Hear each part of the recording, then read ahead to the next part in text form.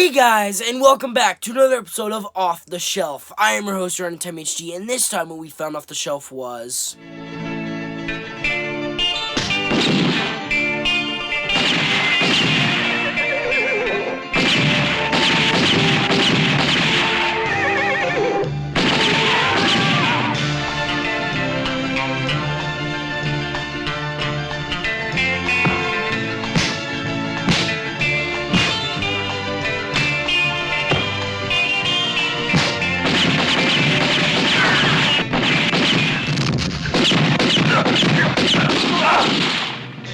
A Man Called Django. It's right there. It's a box set. We don't actually own a standalone DVD. But, this film was released in 1971. It is a spaghetti western. It is also an installment in the vast array of Django films, starting with just Django back in 1966. This film, I think, is fun. It is fun, however, it is incredibly predictable. I'm gonna just, obviously, if you haven't seen this movie that came out in 1971, I'm gonna give spoilers, if you needed to know that. But, yeah. This movie is pretty predictable in the fact that, Django's friend, throughout the movie, that he saves from getting executed at the beginning of the movie, is actually the killer of his wife, which was not so subtly foreshadowed throughout the whole film. And it's definitely follows a lot of tropes from movies where one bad guy is about to say something that reveals something or is going to tell the hero, and then the hero's partner, best friend, shoots him, and he's like, oh, well, he was going to kill you. He was, you don't want to know what he was going to say, or whatever. Say something like that, make an excuse. That's like, you tell the main character, how the fuck can you not be suspicious of that? He just killed the guy who was about to tell you information, and you just brush it aside. Sure, you just want to get shot. But, yeah, this movie is a lot of fun. Django does kill a shit ton of people in this movie. Not a lot of blood, because there's not usually a shit ton of blood in spaghetti westerns. It's not really about the blood. Yeah, there's, like, zero blood in this movie. So, yeah, there's, like, not really do you usually see a shit ton of blood in a spaghetti western. But I don't think it needs it exactly. It's not all about the blood. It's all about, you know, the bang bang shooty shooty. It's about the guns. But yeah, this movie basically, it's pretty easy. You can sum it up in Django's wife got killed by a gang of guys, and Django wants to kill those guys, and he ends up killing all of them by the end of the movie. And yeah, it's a revenge story. So many of the movies I watch are revenge stories. I've noticed this. Why are so many films in the 70s and 60s, like, revenge movies? Like, that's some, like, action movies, though. Like, not every movie, but, like, action movies like this. Like, kung fu movies and westerns. Like, why are they always a revenge story? Like, I love a revenge story, but you couldn't come up with something else? I don't know.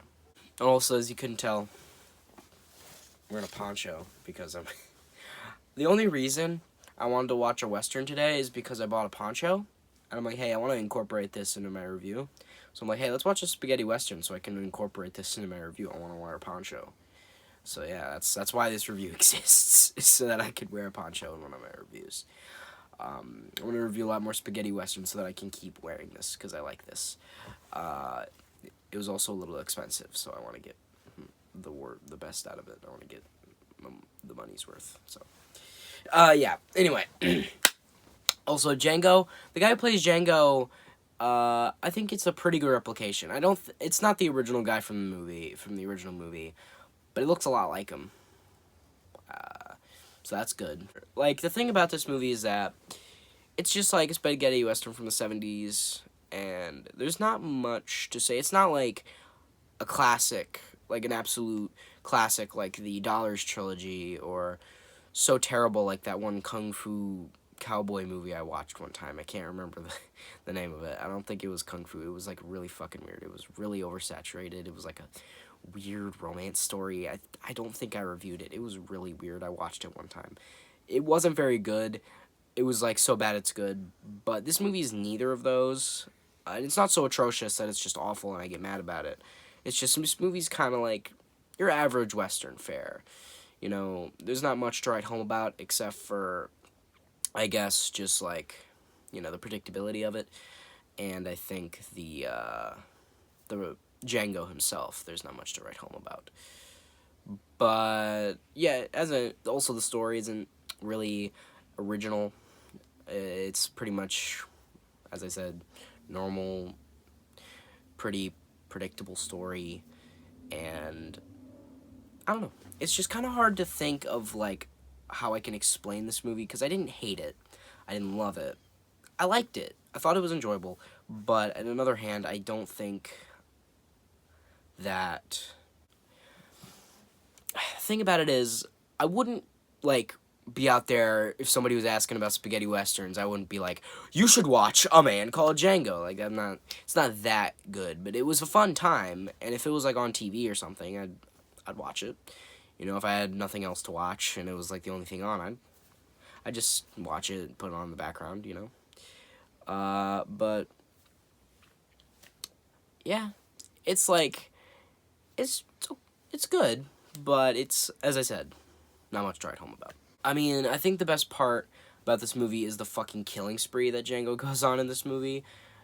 I mentioned this earlier, but he kills a shit ton of people in this movie. Like, there's even a moment where there's a car, which I don't know why there's a car. I mean, yeah, I get there were cars or horseless wagons or automobiles, whatever the fuck you want to call them, back in the late 1800s, early 1900s.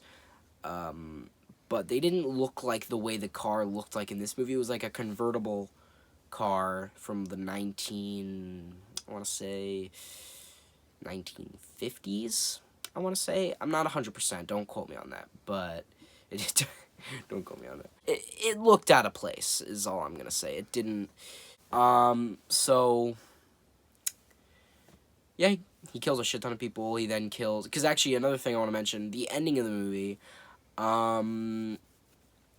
The Django's friend at the end of the movie, he reveals he's the guy that killed his wife. He's like, haha, I tricked you, Django. You're a stupid, stupid, stupid guy, and I tricked you, and I bamboozled you, and you suck. I'm gonna fucking kill you. I'm gonna do all that. And then Django's like, you killed my wife? Like, dude, you suck. And then they get in a standoff, and then they jump for a gun. Because actually there's a guy with a Winchester on a balcony. And that scene actually was the most shocking part of that scene. I totally saw Django's buddy betraying him coming because it was obvious. And it was obvious. And then... But the surprising part is Django's like, there's a guy on a balcony with a Winchester pointing his gun at us. And he's like, I wonder who he'll shoot at first. And I'm like, oh, Django's just trying to distract him to get him look so I can shoot him. But then they look over and there's actually a fucking guy on the balcony with a Winchester. And it's like, oh, I guess Django wasn't lying. And that guy, I don't know how that guy is there. I don't know why that guy is still there. I thought like Django fucking slaughtered every single gangster in that little town. But I guess not. There was just one guy on a balcony with a Winchester. But then they get shot at by the guy with the Winchester, and then I think one of them shoots him. I don't remember which one. It probably was Django. But then I think they lose their guns somehow, and then there's like a Winchester on the ground, and there's a guy with a dead guy with a Winchester that his buddy jumps to, and then Django jumps to his revolver, and Django obviously has the quicker draw because it's a revolver, not a repeater. You can, get a revolver quicker than a repeater, and he points the gun at his buddy, and he's like, adios, amigo, and he shoots him. And I expect, he's going to shoot him once, and then he's going to fall down. It's going to be dramatic. No, he went, oh! Then he stood up. He went, oh! Freeze frame, gets shot, spins around, gets shot again, another freeze frame. Then he goes, and then the freeze frame ending. And it was pretty funny. I mean, I don't know how else the movie would have ended. The story ended there. But they could have at least ended it with, like, him shooting him, his body falling down. Only shooting him once. I don't think he needed to shoot him, like, 4 times. Because the other guys he shot earlier only took 1 shot to kill. But it took his friend 4 times in the chest to fall down. And they didn't even show him falling down. They just saw him going, oh, and then freeze frame. they couldn't at least... I feel like a better ending would have been he shot him once, he killed him, then he gets on his horse and he rides off.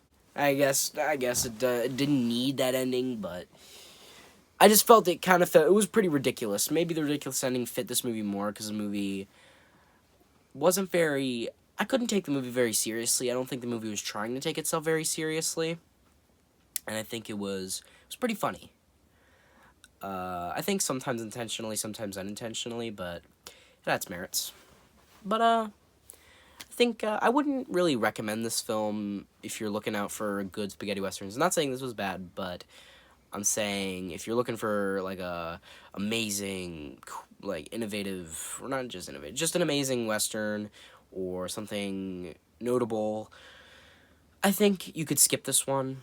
Even if you're like a Django fan, I don't really know if this will do much for you. It'll just give you more Django. But honestly, if you feel like you want to watch it, to hell with it, go watch it. But for any people looking out for like that movie, it's not really it. It's just like a fun time you can have with a friend or two. If they like westerns too, that is. If they don't like westerns, they probably won't get anything out of this. Same, if you don't like westerns, you probably won't get much out of this, but why are you here? But anyway, I think I'd rate this film like a 7 out of 10. This movie's 7 out of 10. And, you know, I think I've said my piece. You know, guys, I hope you enjoyed this video. I hope you like it. Share with your friends, subscribe, turn those notifications on, comment down below on how much you liked it. And, I'm Time HD.